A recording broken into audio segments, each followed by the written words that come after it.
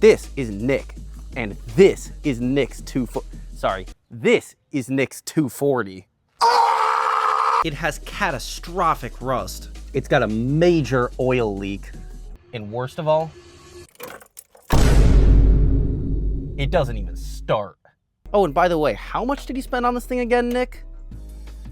It was, oh yeah, it was $30,000, wasn't it?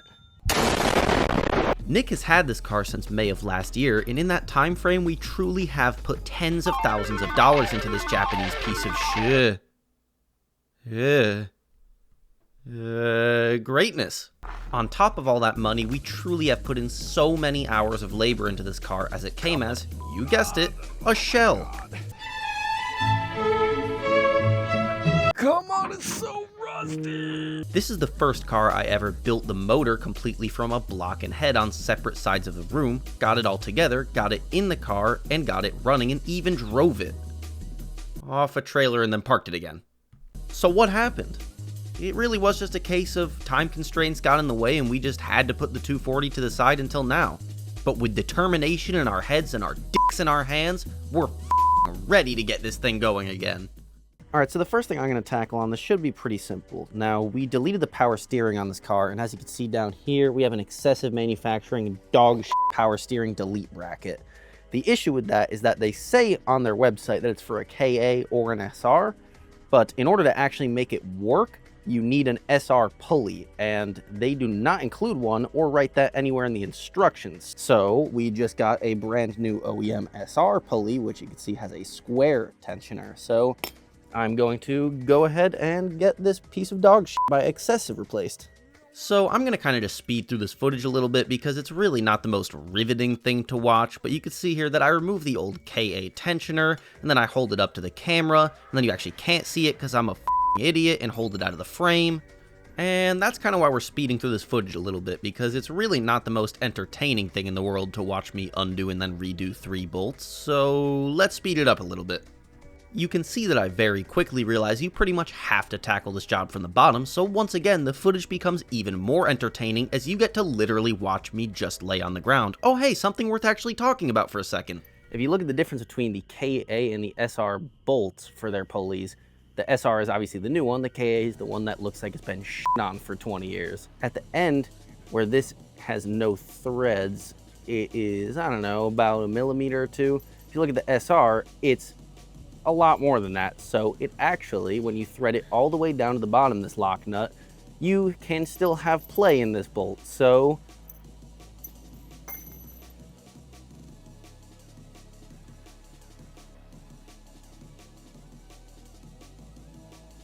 all right, it's a new day and we're on. What the hell? On to the next issue, and we're starting by having the engine support brace on it, so you know that's always a great start. We have to fix a huge oil leak from the oil pan, which means that we need to drop the entire subframe, of course.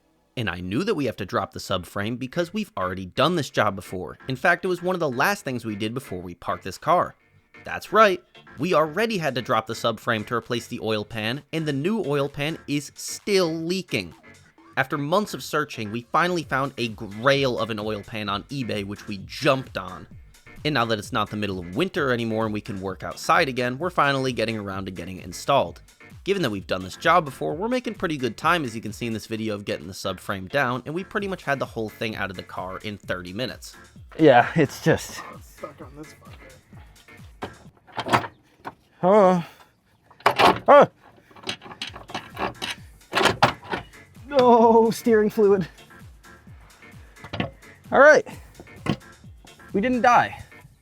What a shame. Maybe next time. Oh, my block is so rusty. Yeah, no, it is. Wow, this thing is leaking so much oil. Oh, Nissan. All right, guys, we got the subframe out, and we're doing pretty good. If we keep this pace up, I might get to actually go home and see my family tonight. Now, we replaced the steering rack in the past, so you might be able to see, but that is not correct. It actually means that the entire rack can move up and down. Oh my God! So I've got to somehow get this thing off. When in doubt, impact gun out. Yeah, no, definitely not. Okay, we're gonna need to cut that. Oh, I think... So you see, I think the issue is not actually that.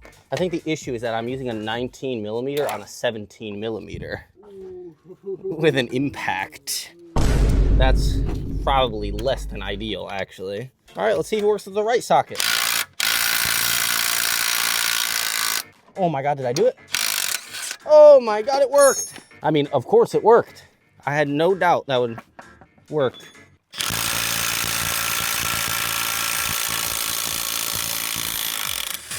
Oh my God, I got it.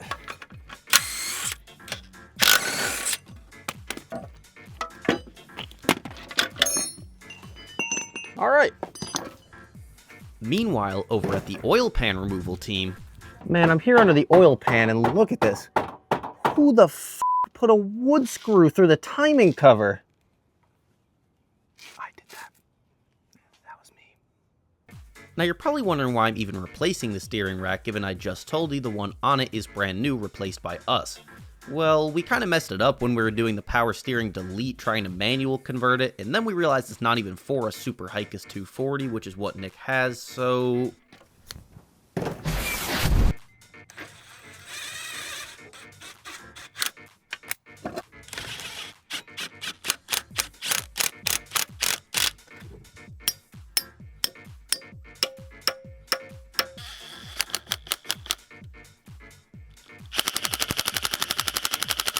I hope those were good sounds.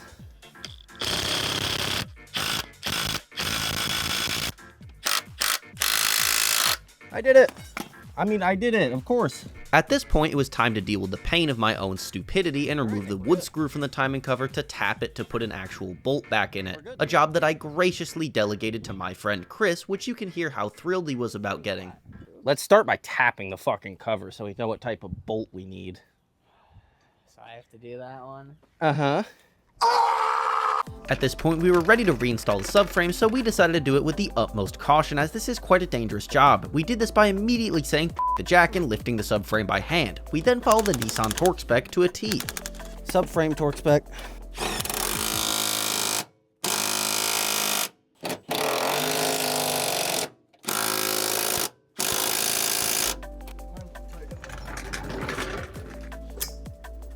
This one might get caught.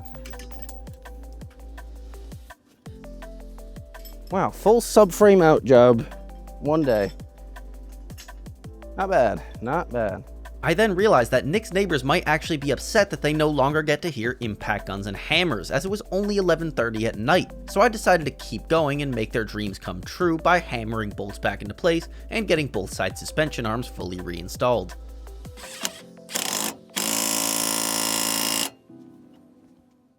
Well, it's been a little while since that last shot, as you can,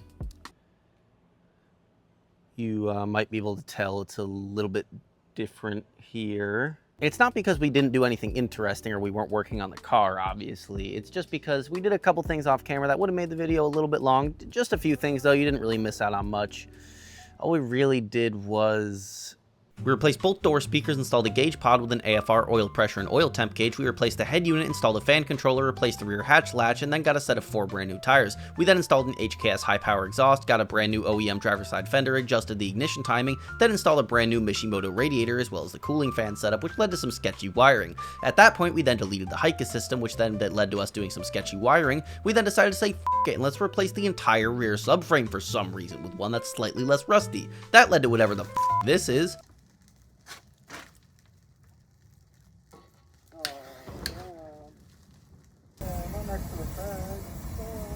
We then replaced an OEM power brace with a Nismo power brace, fixed a pretty major coolant leak from under the intake manifold, dealt with a substantial amount of rust, replaced the wiper motor, replaced the steering coupler, serviced our crusty ass differential, then we did some sketchy ass wiring, and oh, by the way, did I mention that we set up an entire 12 by 20 tent? Oh, and by the way, the car... Oh, yeah, no, it still doesn't run, of course. We did have it running for a little bit so we could bleed the cooling system to get it ready because we were pretty close to getting it driving, and then we started to leak coolant again from... the the same place. Well, they never said building cars is easy or fun, and this car is definitely proof of that because this has not been fun or easy. We are getting pretty close though. We're pretty much ready to put it on the ground and take it out for its first test drive to seat the rings. I would tell you guys that I could do a review on it when it's up and driving, but to trust that a Nissan can drive for at least 20 minutes of filming seems like a pretty tall ask. Thank you all so much for watching. Click up here to watch my review of the Honda S2000 and click down here to subscribe to the channel to give you guys an idea of what you can look forward to in upcoming videos. Oh, hey, look, he just cleaned his MR2. Man, that looks pretty good. Oh, man, I didn't know his paint was that rough. Wait, what are you doing? What are you doing? What are you doing?